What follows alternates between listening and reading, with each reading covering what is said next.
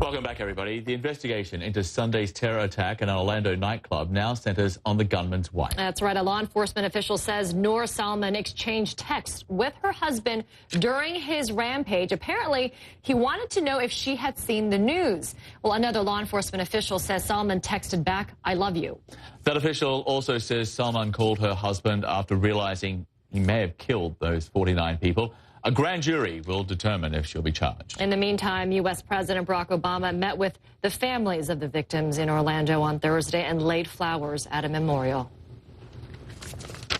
So today, once again, as has been true too many times before, I held and hugged grieving family members and parents, and they asked, why does this keep happening? And they pleaded that we do more to stop the carnage.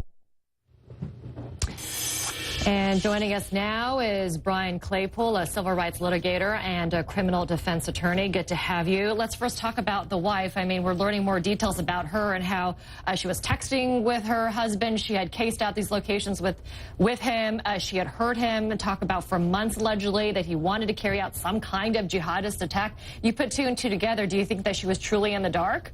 Well, I don't think she was truly in the dark, but the big question is, can she be legally culpable for the crimes that he committed? She's not in the dark, but I don't think you have enough evidence right now to show that she had actual knowledge that there was an impending mass terror that was going to be carried out by her husband and that she concealed that from law enforcement. So, because you have this charge of misprison, which sounds kind of odd, but it basically is the deliberate concealment of knowledge of a crime. Is that a fairly high bar, then, to prove? Is that what you're saying? It's a very high bar to prove because, first of all, you have to prove that she had actual knowledge of the impending massacre, Pulse nightclub. The evidence shows that Mateen actually made a phone call during the massacre in which he was calling his wife saying, hey, I'm the killer.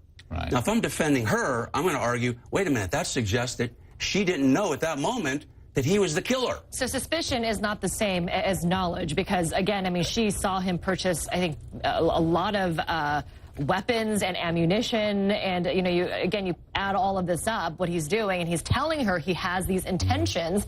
That's not strong enough. That's not a threshold. That is not enough. That's not enough. If she had driven him to Pulse nightclub on the night of the shooting, night of the shooting, then that's she would be indicted. Aiding and abetting, right? That's aiding and abetting, absolutely. Then she could be indicted for that. But encouraging, even encouraging, let's say she encouraged him to do something. Encouraging is not enough either. You have to have actual knowledge of the point in time in which this crime is going to be carried out, and it's going to be carried out by him. Okay. So you're talking from a defense attorney point of view. Could she argue that she was abused, she was controlled by her husband? He has a history of abusing his first wife, apparently. Could she invoke spousal privilege? Well, that's a great point, because what if there is evidence that, and there actually is evidence, that he has been a violent man in the past? So she can argue that she's the battered woman syndrome, that she's been abused by him, or she's fearful of her life, such that she does not want to go to law enforcement and report the impending crime because he might kill her.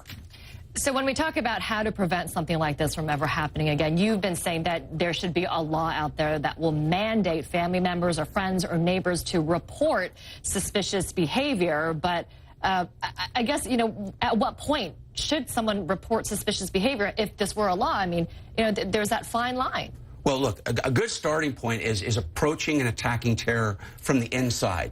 Because a lot of these mass murders in the United States, it hasn't been done by a lone person. Other people have known about it. The Boston bomber, even the Sandy Hook shooting in Newtown. Yeah, his mom knew. The mom, exactly. Yeah. And even in Aurora, he had a psychologist who knew. So if you can create a legal duty from the inside pushing upward, that if somebody has a reasonable suspicion, doesn't have to be an absolute knowledge that they know this is going to happen, but if they've got a reasonable suspicion and you create a legal duty to report it, if you don't then report it, you face criminal prosecution and potential imprisonment.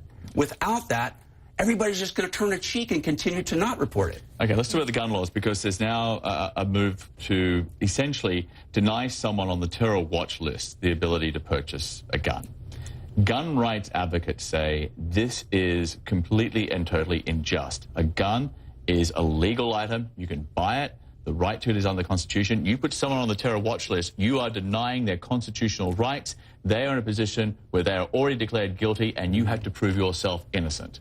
What's the counter-argument? Well, I'm actually a civil rights litigator, and I'm actually on the side of that. Right. I think at some point it's got to be a balancing test, John. You've got to weigh protecting our citizens in the United States versus civil rights and constitutional rights. And I think the bill that Dianne Feinstein, Senator from California, is proposing next week to be voted on is very fair. And what that says is that if you're on the terror watch list, the U.S. attorney can come in, and even if you're not on the list, now the bill next week is going to say if you've been investigated by the FBI, you could still be denied a gun, but then you'd be given an opportunity to have what's called an administrative hearing or a court hearing to determine whether that has violated your due process. But I think public safety right now trumps constitutional rights. Well, the NRA has been very vocal on this. They're opposed to these kinds of bills. Aren't they always? We know that we know who has the power. It's not really the electorate. It's the NRA who spends lots of money when it comes to lawmakers.